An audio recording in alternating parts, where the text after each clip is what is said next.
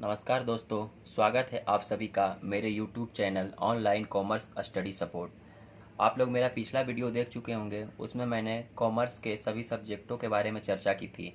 आज मैं इस वीडियो में कॉमर्स के अकाउंट सब्जेक्ट का बेसिक नॉलेज के बारे में बताऊंगा, अर्थात उसका आधार में क्या पढ़ना है। कुछ वैसे शब्दों के बारे में चर्चा करूंगा जो कॉमर्स के अकाउंटेंसी, बीएसटी या फिर इंटरप्रेन्योरशिप तीनों में प्रयोग होते रहते हैं। उसके पहले मैं बता दूं कि ये कॉमर्स का अकाउंटेंसी सब्जेक्ट का क्लास 11 का बुक है। ये देख लीजिए, इसमें टोटल 23 चैप्टर आपको पढ़ना है और इसके बाद 3 चैप्टर कंप्यूटर से संबंधित है, अर्थात पार्ट 2 में कंप्यूटर का 3 चैप्टर पढ़ना है। आइए मैं इसके बेसिक नॉलेज के बारे में कुछ चर्चा करता हूँ। सबसे पहले इसमें आपको एक ऐसा शब्द है जो हमेशा प्रयोग होता रहता है। यहाँ देखिए, क्रय, जिसको इंग्लिश में हम लोग कहते हैं परचेज।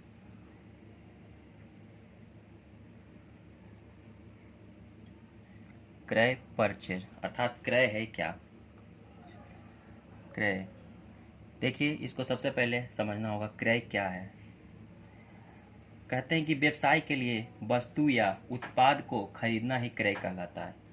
जैसे हम कोई व्यवसाय करते हैं, उसके लिए हम किसी वस्तु, उत्पाद या सेवा को खरीदते हैं, तो यह क्रय कहलाता है। मान लीजिए हम कोई चीज़ का व्यवसाय प्रारंभ करते हैं, तो संबंधित वस्तु को हम किसी दूसरे व्यक्ति से क्रय करते हैं। इसी को क्रय अर्थात खरीदना, जिसे साधारण भाषा में खरीदना हम लोग कहते हैं, लेकिन इसका जो सटीक नाम है वो क्रय है। इसको आप लिख सकते हैं व्यवसाय के लिए वस्तु या सेवा को खरीदना ही क्रय कहलाता है। क्रय कहलाता है। व्यवसाय के लिए वस्तु या सेवा को खरीदना ही क्रय कहलाता है। इसको आप ज़रूरी नहीं है कि जो मैं लिखा हूँ आप वही लिखें या फिर वही याद करके लिखें। इसको आप अपने भाषा में भी बना सकते हैं बहुत ढंग से, बस उसका निचोड़ या भाव वही निकलना चाहिए। जैसे क्रय, इसको हम दूसरे रूप में भी परिभाषित कर सकते हैं। व्यवसाय के लिए वस्तु को खरीदना ही क्रय कहलाता है, या इसका आशय वैसे प्रक्रिया से है जिसके अंतर्गत हम किसी वस्तु को खरीदते हैं, क्रय कहलाता है। बहुत सारे ढंग से आप इसका आंसर लिख सकते हैं। दूसरा आता है पूंजी, जिसको इंग्लिश में कैपिटल। पूंजी क्या है? तो कहा जाता है व्यवसायकर्ता द्वारा व्यवसाय में लगाए गए धन को पूंजी कहते हैं। व्यवसायकर्ता, यहाँ पर सवाल उठता है आपके मन में कि व्यवसायकर्ता कौन हो गया?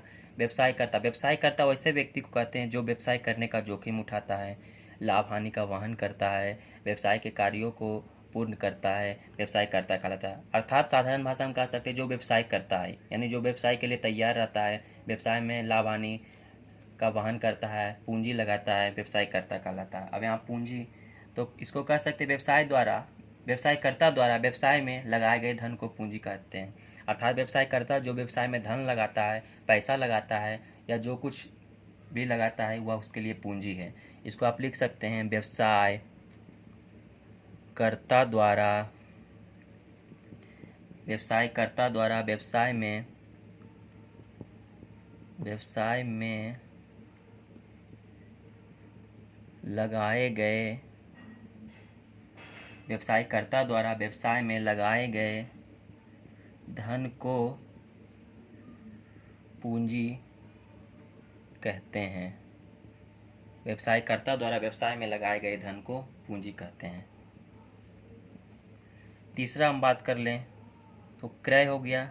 अब आता है विक्रय। विक्रय क्या है? इसको इंग्लिश में सेल्स कहते हैं। तो विक्रय क्या है? तो ठीक क्रय के उल्टा विक्रय हो जाता है।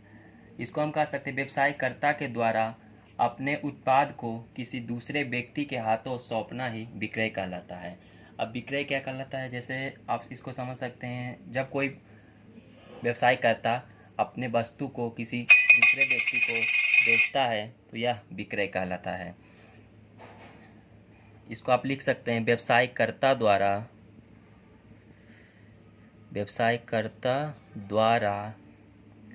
अपने उत्पाद व वस्तु को दूसरे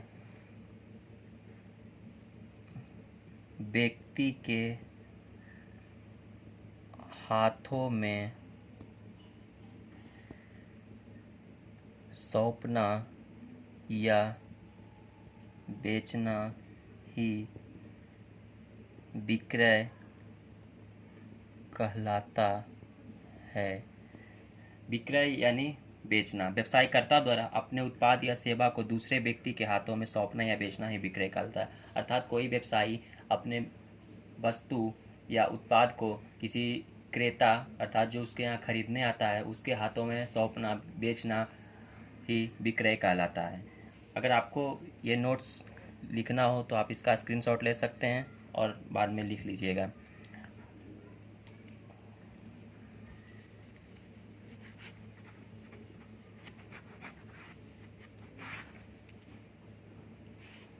अगला बात करते हैं हम देनदार।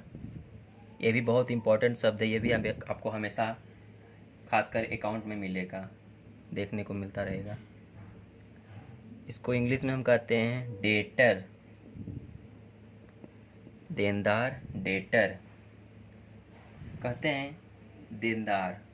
आप नाम से ही स्पष्ट हो रहा है, देनदार यानी कोई देने वाला। कहते हैं कि व्यवसाय के लिए जो व्यक्ति रकम देने वाला होता है देनदार कहलाता है। यहाँ बात वैसे व्यक्ति के बारे में कहा जा रहा है जो आपसे कोई वस्तु क्रय करता है और अभी तक पैसा नहीं दिया है, आपको वो देगा, उसे देनदार कहा जाता है। यानी देनदार से यह स्पष्ट हो गया कि वो पैसा आपको देगा या फिर कोई वस्तु आपको देगा, देनदार। इसको आप लिख सकते हैं व्यवसाय के लिए जो व्यक्ति रकम देने वाला होता है देनदार कहलाता है। देनदार कहलाता है यानी इससे स्पष्ट हो गया कि वह व्यक्ति आपको रकम देगा, यानी आप उसका आपके पास उधार है। देनदार नाम से ही स्पष्ट हो रहा है, देनदार यानी कोई देने वाला। देनदार आपको कोई देने वाला है, देनदार, डेटर। 5वां नंबर पे है लेनदार। ठीक इसके अपोजिट लेनदार। देनदार देने वाला, लेनदार लेने वाला। क्रेडिटर्स, इसको इंग्लिश में कहते हैं क्रेडिटर्स। यानी इसमें था कि कोई आपको देगा, लेनदार कोई आपसे लेगा। आप भी किसी से उधार लिए होंगे, आपको भी देना पड़ेगा, आप उसके लिए लेनदार हो गए, यानी लेनदार आपसे कोई लेगा।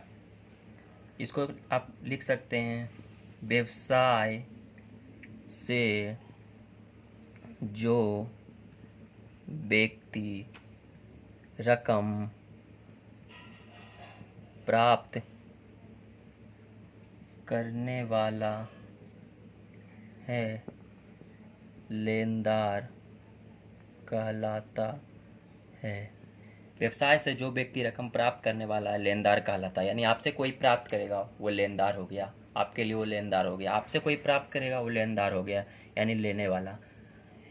आपके मन में सवाल उठ रहा होगा कि हाँ मैं बार बार व्यवसाय की चर्चा क्यों कर रहा हूँ, क्योंकि स्पष्ट है कि कॉमर्स में अगर आपको थ्योरी लिखना है तो हर व्यवसाय से ही संबंधित है, क्योंकि ये सब्जेक्ट ही व्यवसाय से संबंधित। यहाँ आप कुछ और शब्द का प्रयोग नहीं कर सकते हैं, यहाँ व्यवसाय के बारे में बताया जा रहा है। यानी व्यवसाय से जो व्यक्ति रकम प्राप्त करने वाला होता है लेनदार कहलाता है। आपका किसी के पास उधार है तो आपके लिए लेनदार हो गया, क्योंकि वो आपसे रकम प्राप्त करेगा, आप उसको दीजिएगा तो आपके लिए वो लेनदार हो गया। कोई आपको देगा तो वो देनदार हो गया, आप उसके लिए देनदार हो गए हैं। वो आपके लिए देनदार हो गया, यानी देनदार देने वाला, लेनदार आपसे कोई लेने वाला। स्पष्ट हो गया यहाँ पर। अगला है संपत्ति। संपत्ति क्या है? संपत्ति, इसको इंग्लिश में कहते हैं एसेट। संपत्ति कहा जाता है व्यवसाय के संचालन व आय अर्जन के लिए प्रयुक्त सामग्री संपत्ति कहलाता है। अब यहाँ पे संपत्ति क्या हो गया? जिससे आप व्यवसाय में लगाए हुए हैं और आपसे और उससे आप रकम प्राप्त कर रहे हैं, यानी प्रॉफिट प्राप्त कर रहे हैं। चाहे व्यवसाय में मान लीजिए कोई किसी चीज़ का फैक्ट्री बैठाए हुए हैं और वहाँ उसमें बहुत सारे संयंत्र यंत्र उपकरण लगे हुए हैं, तो उसके लिए वह संपत्ति हो गया। वह उसका है इसलिए वह उसके लिए संपत्ति हो गया, क्योंकि वह उससे आय अर्जन करने का एक साधन हो गया। संपत्ति एसेट। यहाँ कहा जा सकता है व्यवसाय के संचालन व आय अर्जन के लिए प्रयुक्त सामग्री संपत्ति कहलाता है। दूसरे शब्दों आप इसको कह सकते हैं व्यवसाय के संचालन हेतु प्रयुक्त सभी प्रकार की वस्तुएं संपत्ति कहलाती, चाहे वो वस्तु छोटी से छोटी हो या फिर बड़ी से बड़ी हो, वो आपके लिए संपत्ति हो गया। इसको आप लिख सकते हैं व्यवसाय के लिए या व्यवसाय के संचालन के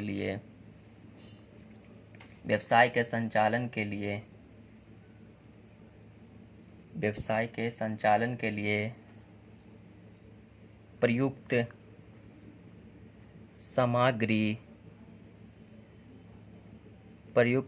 सामग्री संपत्ति कहलाता है। संपत्ति कहलाता है। व्यवसाय के संचालन के लिए प्रयुक्त सामग्री संपत्ति कहलाता है, यानी व्यवसाय को चलाने के लिए जितने भी तरह के संपत्ति आप प्रयोग में ला रहे हैं, इतने वो आपके लिए, जितने भी तरह की सामग्री आप प्रयोग में ला रहे हो आपके लिए संपत्ति हो गया। चाहे वो मशीन हो गया, एक छोटा से छोटा यंत्र ही क्यों ना हो गया, वो आपके लिए संपत्ति है।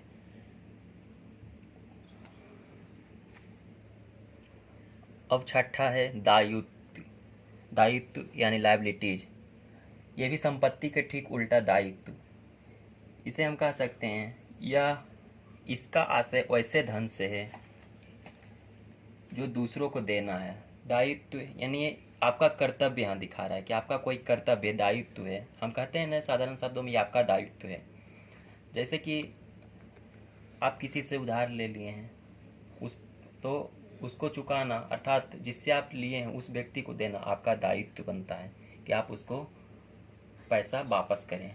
अगर उधार लिए हैं तो उसका पैसा पेड करें, उसको जमा करें।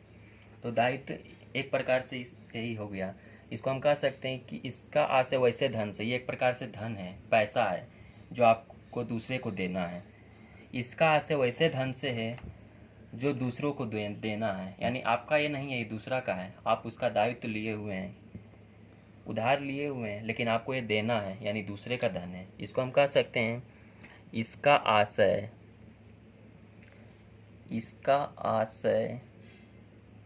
वैसे धन से है।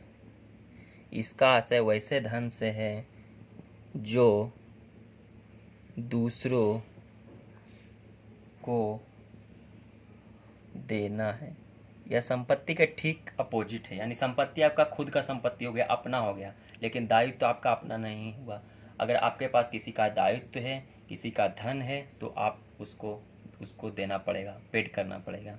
यानी दायित्व दूसरे का, संपत्ति आपका खुद का हो गया। यहाँ कह सकते हैं इसका आशय वैसे धन से है जो दूसरों को देना है, यानी आप जिस व्यक्ति से लिए हैं उसको देना है, ये आपका दायित्व है। कॉमर्स में इसी, अकाउंट में इसी को लायबिलिटीज कहा जाता है, दायित्व कहा जाता है। अगला है रहतिया। ये आपको बड़ा उटपुटा लग रहा होगा, लेकिन जब आप इसके इंग्लिश जानेंगे तो लगेगा नहीं, ये जाना पहचाना। स्टॉक, अब आपको लग रहा होगा स्टॉक यानी जमा, लेकिन हिंदी इसका नाम थोड़ा अटपटा है, रहतिया। अब रहतिया क्या है? तो यहाँ व्यवसाय के बारे में चर्चा करना है। तो कहा जाता है कि व्यवसाय करने के उद्देश्य से व्यवसायकर्ता द्वारा वस्तु का संग्रह ही स्टॉक कहलाता है। अब किस वस्तु का संग्रह? मान लीजिए कोई व्यवसायी कोई लकड़ी का व्यवसाय करता है और वो किस चीज़ का संग्रह करेगा? तो लकड़ी का ही संग्रह करेगा, क्योंकि उसका व्यवसाय उसी से चलता है, यानी लकड़ी का संग्रह कर रहा है तो उसके लिए रहतिया है। यानी व्यवसाय करने के उद्देश्य से व्यवसायकर्ता द्वारा वस्तु का संग्रह या स्टॉक कहलाता है। जो भी कोई व्यवसाय करता है, जिस चीज़ का व्यवसाय करता है उस चीज़ को स्टॉक करता है, यानी रहतिया करता है, स्टॉक करता है, उसको जमा करता है ताकि अधिक से अधिक प्रॉफिट कमा सके।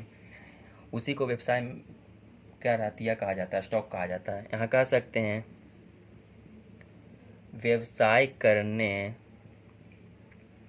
के उद्देश्य से व्यवसाय कर्ता द्वारा वस्तु का संग्रह ही स्टॉक अर्थात रहतिया कहलाता है। यानी वस्तु का संग्रह करना, जमा करना, एकत्र करना स्टॉक कहलाता है, रहतिया कहलाता है। व्यवसाय में जो भी व्यवसाय करता, जिस चीज़ का व्यवसाय करता होता है, व्यवसायी होता है, उस चीज़ को स्टॉक करना, जमा करना, एकत्र करना रहतिया है, उसके लिए रहतिया है, इसको स्टॉक कहा जाता है। अब यहाँ पर थोड़ा सा जान लेते हैं कि स्टॉक दो प्रकार के होते हैं। पहला होता है ओपनिंग स्टॉक, दूसरा होता है क्लोजिंग स्टॉक। ओपनिंग स्टॉक अर्थात प्रारंभिक रहतिया, इसको हिंदी में कहते हैं प्रारंभिक रहतिया। इसको कहते हैं अंतिम रहतिया, अंतिम रहतिया। अब प्रारंभिक रहतिया, अंतिम रहतिया है क्या? तो प्रारंभिक यानी नाम से स्पष्ट हो रहा है प्रारंभ। इसको हम कह सकते हैं व्यवसाय के प्रारंभ में अबिक्री वस्तु ओपनिंग स्टॉक अर्थात प्रारंभिक रहतिया कहलाता है। यानी जब हम व्यवसाय को प्रारंभ करते हैं तो हमारे पास जो कुछ भी स्टॉक यानी जमा रहता है, जो कुछ भी माल, उत्पाद, सेवा जमा रहता है, उसको हम प्रारंभिक रहतिया कहते हैं। और जब हम व्यवसाय को बंद करते हैं, यानी व्यवसाय के खाता को बंद करते हैं, इसका एक निश्चित तिथि होता है, निश्चित डेट होता है, उस तिथि पर व्यवसाय को चालू किया जाता है, एक निश्चित तिथि पर खाता बही को बंद किया जाता है। उसके पश्चात हमारे पास जो कुछ भी स्टॉक बचता है उसको हम क्लोजिंग स्टॉक यानी अंतिम रहतिया कहते हैं। यहाँ पे एक दो तिथि में खाता बही बनाया जा सकता है। पहला एक होता है 1 जनवरी से 31 दिसंबर, इसको हम कैलेंडर ईयर कहते हैं, कैलेंडर ईयर। दूसरा है 1 अप्रैल से 31 मार्च तक, इसको फाइनेंसिंग ईयर कहते हैं यानी वित्तीय वर्ष, वित्तीय वर्ष। यही 2 वर्षों में किसी कंपनी, व्यवसाय, उद्योग का खाता बही चलता है। कोई 1 जनवरी से प्रारंभ करके 31 दिसंबर को बंद करता है, या फिर कोई 1 अप्रैल से प्रारंभ करके 31 मार्च को बंद करता है। इसको हम वित्तीय वर्ष कहते हैं। अर्थात 1 जनवरी प्रारंभिक रहतिया, प्रारंभिक स्टॉक, 31 दिसंबर अंतिम रहतिया, अंतिम स्टॉक। यानी जब हम 1 जनवरी को किसी व्यवसाय को प्रारंभ करते हैं तो उस समय हमारे पास जो कुछ भी स्टॉक है, जो कुछ भी हमारे यहाँ स्टॉक है, संग्रह है, जिस चीज़ का हम व्यवसाय कर रहे हैं उसका जो भी संग्रह है उसको हम प्रारंभिक रहतिया, ओपनिंग स्टॉक कहेंगे। उसके बाद जब हम 31 दिसंबर को खाता बंद करेंगे और उस समय हमारे पास जो कुछ भी बिक्री के अलावे, जो बिक गया उसके अलावे जो हमारे पास उत्पाद, सेवा, वस्तु, माल जो भी बचेगा उसको हम अंतिम स्टॉक कहेंगे। ये आपके 2 तिथि में हो सकता है, 1 जनवरी से 31 दिसंबर और दूसरा 1 अप्रैल से 31 मार्च। इसको हम कैलेंडर ईयर कहते हैं और इसको हम वित्तीय वर्ष कहते हैं। तो आइए प्रारंभिक रहतिया के परिभाषा को जानते हैं। कहते हैं कि व्यवसाय के प्रारंभ में अविक्रय वस्तु, व्यवसाय के प्रारंभ में अविक्रय वस्तु ओपनिंग स्टॉक अर्थात प्रारंभिक रहतिया कहलाता है। अब आपको पूरा समझ में आ गया होगा। यानी प्रारंभिक स्टॉक, जब हम व्यवसाय को प्रारंभ कर रहे हैं तो व्यवसाय प्रारंभ करने से पहले हमारे पास जो कुछ भी वस्तुएं जो बिक्री करने के उद्देश्य से हम हमने क्रय कर रखा है, यानी जिस चीज़ का हम व्यवसायी हैं वो हमारे लिए ओपनिंग स्टॉक हो गया, उसको हमको बेचना है और अभी मतलब स्टॉक में वो रखा हुआ है, यानी वो हम क्रय करके रखे हैं ताकि उससे हम अधिक से अधिक प्रॉफिट कमाकर उसको बेच सकें। तो हमारे लिए प्रारंभिक स्टॉक हो गया, यानी वो हमारे लिए रहतिया अभी तक है। जब हम उसको बेच देंगे तो हमारा नहीं रहेगा। अभी जब तक वो हमारे पास और हमारे लिए स्टॉक है, हम कहते हैं ना कि अभी इसका स्टॉक भरा हुआ है हमारे पास। मान लीजिए कोई चीज़ उदाहरण के लिए कि अभी मान लीजिए हम कुर्सी का व्यापारी हैं, हम कहेंगे नहीं अभी हमारे पास कुर्सी का स्टॉक भरा हुआ है। तो इसी प्रकार यानी प्रारंभ में जो भी वस्तु अभी हमारे पास है उसको ओपनिंग स्टॉक कहेंगे। वहीं देख लेते हैं अंतिम रहतिया, क्लोजिंग स्टॉक।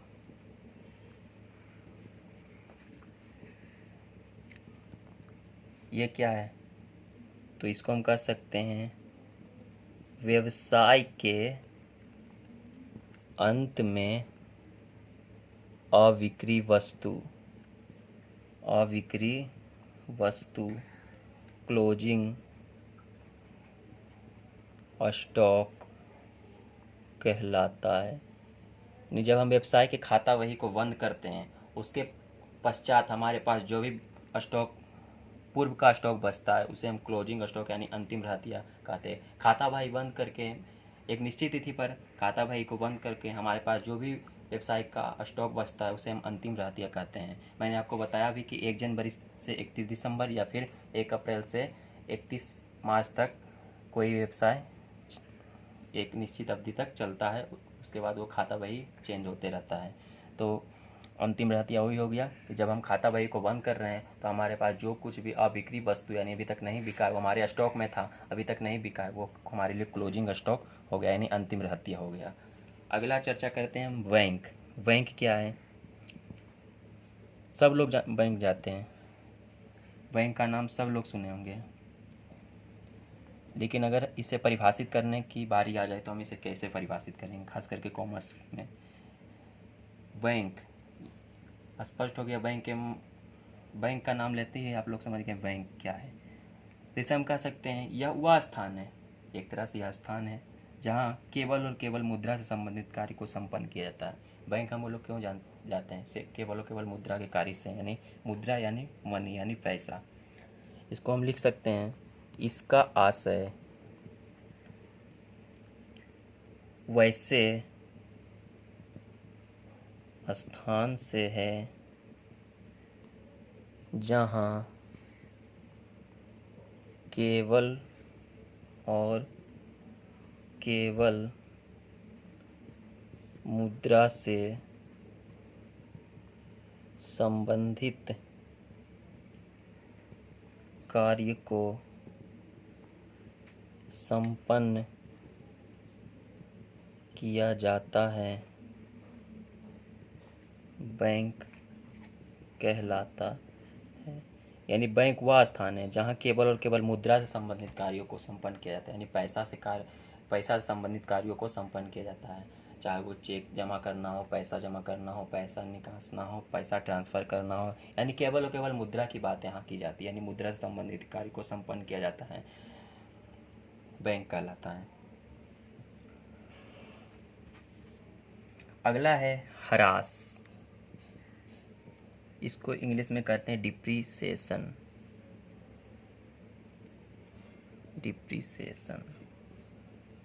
ह्रास क्या है?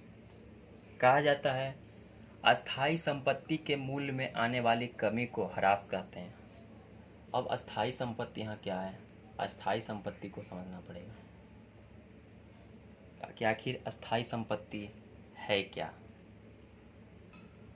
तो अस्थाई संपत्ति वैसे संपत्ति को कहते हैं जो व्यवसाय में दीर्घकालीन अवधि के लिए लगाई जाती है।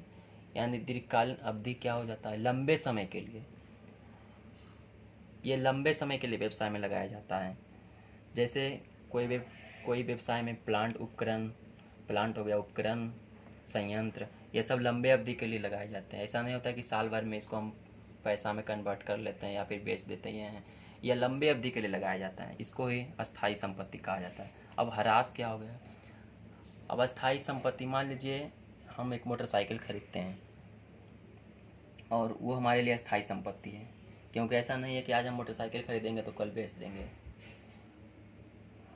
हम मोटरसाइकिल खरीदते हैं, जब दिन बीतते जाता है तो उसमें कुछ ना कुछ कमी आती है, कुछ घिसावट होती है या फिर कुछ ना कुछ उसमें कमी आती है। यदि हम उसको लेकर रख भी देते हैं तो भी उसमें कुछ ना कुछ कमी आएगी। इसी को हम ह्रास कहते हैं, अर्थात इसको कह सकते हैं अस्थायी संपत्ति के मूल्य में आने वाले कमी को ह्रास कहते हैं। यानी हम किसी वस्तु को क्रय करते हैं और उसको रख देते हैं या फिर उसका यूज करते हैं, जो भी करते हैं। मान लीजिए हम अभी मैंने बताया कि एक मोटरसाइकिल ख़रीदा, यदि हम उसको आज ख़रीद कर कल ही बेचते हैं तो ये नहीं होगा कि आज हम जितना हम खरीदे उतना हमें कल बिकेगा, उससे कम दाम पर ही बिकेगा। क्यों? क्योंकि उसमें ह्रास आ गया, उसमें डिप्रिसिएशन आ गया, कमी हो गया।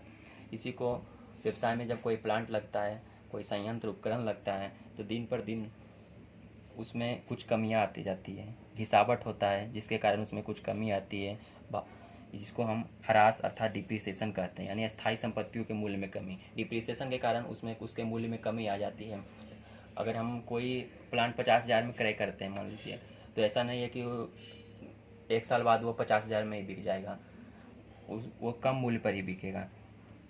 इसको हम डिप्रिसिएशन, क्यों? क्योंकि उसमें डिप्रिसिएशन ह्रास आ गया। इसको हम लिख सकते हैं अस्थायी संपत्ति के मूल्य में आने वाले कमी को ह्रास कहते हैं। यानी अस्थायी संपत्ति के मूल्य में आने वाले कमी को ह्रास कहते हैं।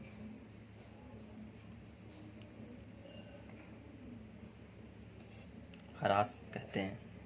तो यहाँ पर आपने देखा किस तरह अस्थायी संपत्ति के मूल्य में कमी आ रही है, उसको हम ह्रास कहते हैं। अगला है लाभ यानी प्रॉफिट।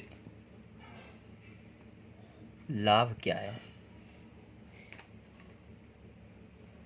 हर व्यवसायकर्ता लाभ कमाना चाहता है, ऐसा कोई व्यवसाय नहीं करता है जो चाहता है कि हम व्यवसाय में हानि को कमाएं, परंतु हानि भी हो जाती है। अधिकांशतः व्यवसाय में कभी न कभी हानि हो ही जाती है। प्रॉफिट, लाभ। लाभ क्या है? कहा जाता है व्यवसायकर्ता द्वारा अपने उत्पाद को खरीद मूल्य से अधिक पर बेचना ही लाभ कहलाता है। यह व्यवसाय, अथवा कह सकते हैं व्यवसायकर्ता द्वारा अपने उत्पाद को खरीद मूल्य से अधिक पर बेचना, तो अंतर की राशि लाभ कहलाता है। मान लीजिए कोई व्यवसायकर्ता कोई वस्तु 100 रुपये में खरीदता है और उसको 130 रुपये में बेचता है, तो यहाँ पर हमारा 130 रुपये टोटल हमारा नहीं हो गया, 100 रुपया हुआ। जिस वस्तु को हम खरीदे 100 रुपये तो उसका ही हो गया। यहाँ पर लाभ 30 रुपया, वह व्यवसाय करता 30 रुपये लाभ कमाया, या उसका प्रॉफिट हो गया, या उसका अपना प्रॉफिट हुआ। 30 रुपये उसका अपना प्रॉफिट हुआ, ये उसके लिए लाभ हुआ, प्रॉफिट हुआ। इसको हम इस प्रकार लिख सकते हैं, व्यवसायकर्ता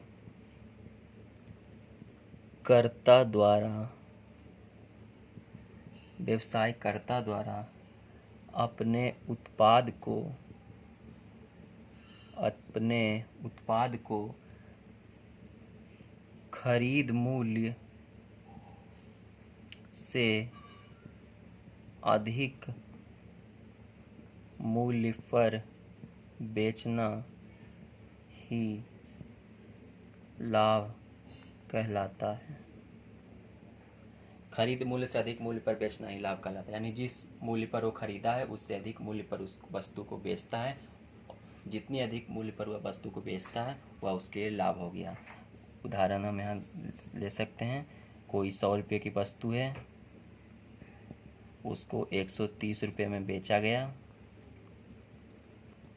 तो उसके लिए 30 रुपये लाभ हो गया। व्यवसायकर्ता के लिए 30 रुपये लाभ। अगला है हानि। ये ठीक लाभ के अपोजिट है, प्रॉफिट के अपोजिट है। हानि, लॉस, प्रॉफिट लॉस, दोनों एक दूसरे से जुड़ा हुआ रहता है। लाभ हानि, प्रॉफिट लॉस। चाहे हिंदी या इंग्लिश हो, दोनों जुड़ा हुआ लग रहा है, लाभ हानि, प्रॉफिट लॉस। अब यहाँ कह सकते हैं कि व्यवसायकर्ता द्वारा अपने उत्पाद को क्रय मूल्य से कम मूल्य पर बेचना ही हानि कहलाता है। मान लीजिए कोई व्यवसायकर्ता 100 रुपये की कोई वस्तु खरीदता है और किसी कारणवश वो वस्तु को 90 रुपये में ही बेच देता है, चाहे कारण कुछ भी हो, या फिर वो वस्तु का मांग कम हो, चाहे वो वस्तु नहीं बिक रही हो, तो व्यवसायकर्ता सोचता है कि कुछ दाम जो भी आएगा हम उसको बेच देते हैं। तो वो 100 रुपये की वस्तु खरीदा था लेकिन उसने 90 रुपये में ही बेच दिया, तो यहाँ उसको प्रॉफिट हुआ नहीं, यहाँ प्रॉफिट उसको नहीं हुआ, वो 10 रुपये हानि हो गया, 10 रुपये लॉस हो गया उसको। और क्योंकि वो 100 रुपये में ख़रीदा था, उसको 90 रुपये में ही बेच दिया, तो यहाँ 10 रुपये उसको लॉस हो गया। इसको ही हम हानि कहते हैं। अगर वो 100 को 110 में बेचता तो उसको प्रॉफिट होता, जैसा कि आप इसके पिछले स्टेप में देख चुके थे। यहाँ पे वो 100 रुपये की वस्तु खरीदता है और 90 रुपये में बेचता है, यानी उसको हानि हो गया। तो यहाँ पर तो इसको हम परिभाषित कर सकते हैं, कहा जाता है व्यवसायकर्ता द्वारा अपने उत्पाद को क्रय मूल्य से कम मूल्य पर बेचना ही हानि कहलाता है। क्रय मूल्य क्या हो गया? क्रय मूल्य यानी जिस राशि में हम किसी वस्तु को खरीदते हैं वो हम क्रय मूल्य हो गया। यदि हम कोई वस्तु, एग्जाम्पल ले लेते हैं, यदि हम कोई वस्तु 100 रुपया में खरीदते हैं तो यह हमारा क्रय मूल्य हो गया, क्रय मूल्य 100 रुपया। और उसको हम 90 रुपया में बेचते हैं तो ये हमारा, इसको हम कहते हैं विक्रय मूल्य।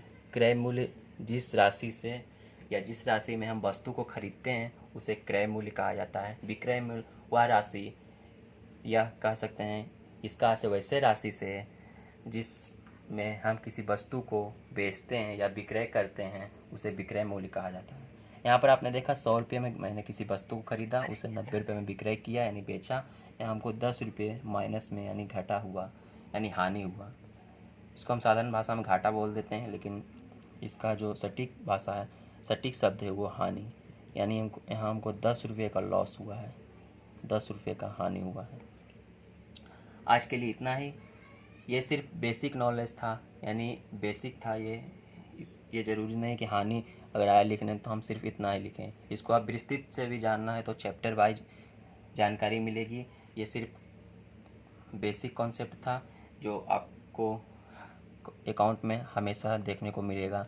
चाहे इतना शब्द आया, इसके अलावा भी बहुत सारे शब्द हैं जिसकी चर्चा बाद में की जाएगी। आज के लिए इतना ही। अगर वीडियो अच्छा लगा हो तो आप इसे लाइक करें, शेयर करें और कमेंट करें। और हमारे चैनल पर अगर विजिट कर रहे हैं, न्यू विजिटर हैं, सब्सक्राइब करें और शेयर करें, बेल आइकन दबाएं। धन्यवाद।